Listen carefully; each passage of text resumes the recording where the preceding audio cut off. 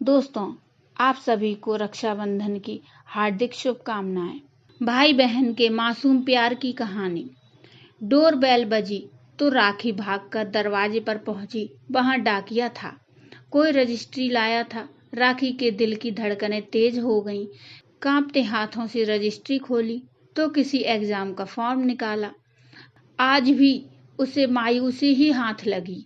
दिल के किसी कोने में उसे एक आशा सी थी कि शायद इस बार उसके लिखे खत का जवाब आ जाए। रक्षाबंधन आने को था और उसने हमेशा की तरह राखी का रोली लच्छा भैया को एक प्यार भरे खत के साथ पोस्ट कर दिया था। उसे इंतजार था किसी जवाब, खत या मनी ऑर्डर का, लेकिन पिछले 10 सालों से ना तो भैया का कोई मनी ऑर्डर आया, ना ही कोई खत। टेलीफोन पर जब भी वो बात करना चाहती तो कोई उसकी आवाज़ सुनकर फ़ोन ही काट देता था। न जाने डाकिये की आने से बंधी उम्मीद की असफलता थी या सालों की इकट्ठा हुई भावनाएं। राखी की आंखें भर आईं। पति की आवाज़ ने उसे चौंकाया तो राखी आंसू पोंछकर रोहन को ऑफिस के लिए सी ऑफ करने लगी। फिर अलमारी से शादी का एल्बम निकालकर पन्ने पलटने लगी। उसका सारा ध्यान उन्हीं तस्वीरों पर था जहां जहां भैया थे। कितना प्यारा चेहरा था भैया का, शांत और हंसमुख भैया राखी से 3 साल ही बड़े थे। अतीत के सभी पन्ने राखी के सामने घूमने लगे। पीढ़ियों तक परिवार में कोई लड़की न होने से राखी बचपन से ही सबकी लाडली थी। भैया तो उस पर जान देते थे। भैया जितने शांत थे, राखी उतनी ही नटखट। किताबें गायब कर देना, जूते छुपा देना, शेविंग क्रीम की जगह टूथपेस्ट रख देना राखी का रोज का काम था। भैया उसकी सभी शरारतों को सहते, उसकी हर जिद माना करते। उम्र में खास फर्क नहीं होने पर भी उसे बच्चे की तरह रखते। माँ बताती थी कि भैया तेरे पैदा होने से इतने खुश थे कि उन्होंने तेरा नाम ही राखी रख दिया। भैया हर तकलीफ में राखी का साथ देते। कभी उसकी तबीयत खराब हो जाती तो पूरा दिन उसके पास बैठा करते थे। रक्षाबंधन का दिन तो राखी का ही होता है। सुबह से ही फरमाइशें शुरू हो जाती, यह लाओ वो लाओ, तभी राखी बांधूंगी। भैया राखी बंधवाने आगे पीछे घूमते रहते। माँ बापूजी गुस्सा करते कि भाई ने बहन को सिर पे चढ़ा रखा है, पर उसके नाज नखरे उठाने में भैया ने कभी कोई कसर नहीं रखी। कॉलेज तक आते आते भैया उसके अच्छे दोस्त बन गए थे।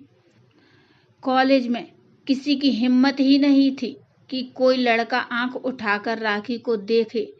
फिर भी न जाने कब रोहन राखी को अच्छा लगने लगा। भैया को भी यूं तो वो पसंद था, पर भैया चाहते थे कि वो पहले अपने पैरों पर खड़ा हो जाए। राखी की जिद के चलते घर में माँ बापूजी को भैया ने शादी के लिए मनाया। उसके बाद रोहन की नौकरी लगने से पहले ही दोनों की शादी हो गई। जीवन अपनी रफ्तार पकड़ने लगा। राखी अपने शादीशुदा जीवन में बिजी हो गई और भैया ने बाबूजी का बिजनेस संभाल लिया। राखी के परिवार में 4 लोग थे, सूरज और नन्ही पलक। जब जब राखी अपने मायके आती तो वो अपने भैया की शादी की बात उठाती रहती। रोहन का काम भी अब धीरे धीरे सेट होने लगा था कि अचानक एक हादसा हो गया। बाबूजी नहीं रहे। बाबूजी के गुजर जाने पर वकील ने वसीयत पढ़कर सुनाई। उत्तराधिकार नियम के मुताबिक दोनों भाई बहन में संपत्ति का बराबर बंटवारा बाबूजी ने पहले ही कर दिया था। राखी से जब संपत्ति में हिस्सा लेने की बात की गई तो उसने हाँ कर दी। इस देश में जहां अक्सर लड़कियां पिता की संपत्ति से हिस्सा लेने से मना कर देती हैं, वहां राखी के इस फैसले ने सभी को चौंकाया तो बहुत, पर किसी ने कुछ कहा नहीं। माँ भैया के साथ ही रह रही थी। उनके प्रेम में कोई कमी नहीं आई। पर भैया अचानक बदल गए। रोहन के बिजनेस को मदद की जरूरत थी। शादी के चलते रोहन के परिवार की तरफ से कोई आशा नहीं थी और बाबूजी का बिजनेस तो एकदम अच्छा चल रहा था। यही सोचकर राखी ने हिस्सा ले लिया। पर भैया उसका उल्टा मतलब लगाएंगे, उसने ऐसा सोचा न था। धीरे धीरे भैया का आना जाना, बातें करना सब बंद हो गया। फिर एक दिन माँ ने खबर दी कि भैया ने कोर्ट मैरिज कर ली। राखी तो हैरान रह गई। राखी भैया से खूब लड़ी कि ऐसी क्या जल्दी थी, शादी धूमधाम से करते। पर भैया की चुप्पी उसे बेगानापन का एहसास करा गई। कई बार राखी ने भैया को उनके बदले व्यवहार के लिए टोका भी, लेकिन उधर से कभी कोई जवाब ना आता। राखी भी धीरे धीरे भैया से कटने लगी। बाबूजी थे तब चाहे भैया कितनी भी दूर क्यों ना हो, रक्षाबंधन पर जरूर आते। पर अब वह सिलसिला भी खत्म हो गया। राखी अक्सर अकेले में रोती, दिल के जख्म दिखाती भी तो किसे, कैसे बताती कि उसका अपना हक लेना ही उसे भाई से दूर कर गया। उसने आखिर क्या गलत किया था? राखी यह सवाल पूछती भी तो किससे?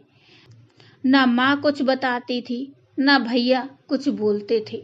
भाभी अच्छी थी पर भैया से संबंधित विषयों पर चुप ही रहती थी। धीरे धीरे भाई बहन में दूरी इतनी हो गई कि आना जाना, मिलना जुलना तो दूर, खत का जवाब देना तक बंद हो गया। वो भैया जो राखी बंधवाने के लिए राखी के आगे पीछे घूमते थे, उसकी हर फरमाइश पूरी करते, अब राखी पर बहन को फोन तक नहीं करते। राखी के आंखों से आंसू बहने लगे। एल्बम के पन्ने गीले हो गए थे आंखों की नमी से। तस्वीरें दिखनी बंद हो गईं।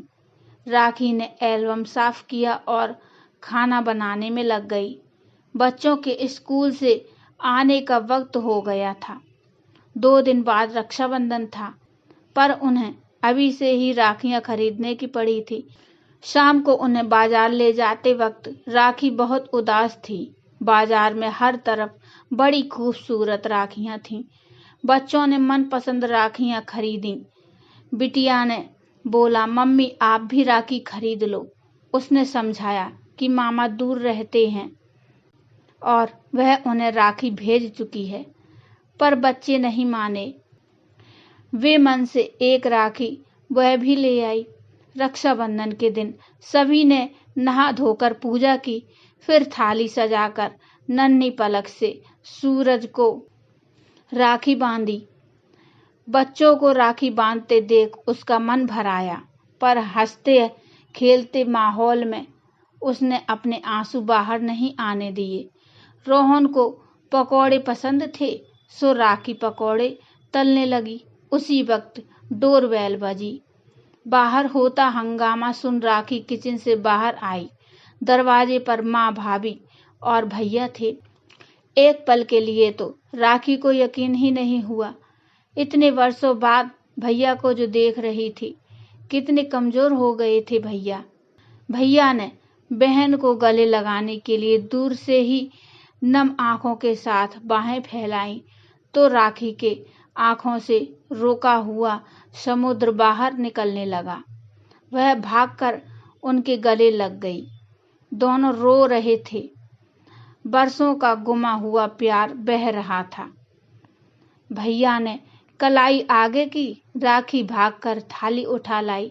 राखी, तिलक, नारियल और मिठाई थाली में रखे हुए थी। हमेशा की तरह राखी ने तिलक लगाया तो भैया रोते हुए बोले, मुझे माफ कर दो बहन, मैं बहुत मतलबी हो गया था।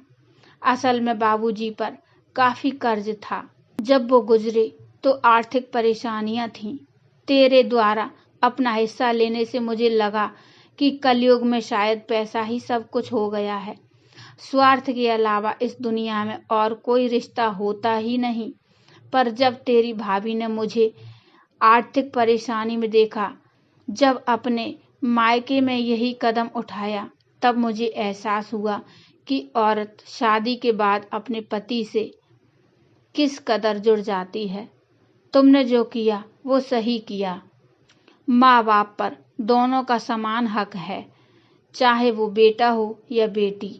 तुमने तो हमेशा राखी भेजी, पर मैं ही प्यार का यह बंधन निभा नहीं पाया। भैया रोते चले जा रहे थे। माँ, भाभी, रोहन, बच्चे सब खड़े देख रहे थे। राखी ने थाली से राखी उठाई और थोड़े गुस्से से कहा, मेरी फरमाइश पूरी करोगे तभी राखी बांधूंगी भैया। भैया रोते रोते मुस्कुरा उठे और बोले, हाँ करूँगा। रक्षाबंधन के इस पवित्र बंधन ने दिलों को आखिर मिला ही दिया। दोस्तों, ये कहानी आपको कैसी लगी मुझे कमेंट में बताइए। कहानी अच्छी लगी हो तो लाइक करिए और चैनल को सब्सक्राइब कर लीजिए। Thank you.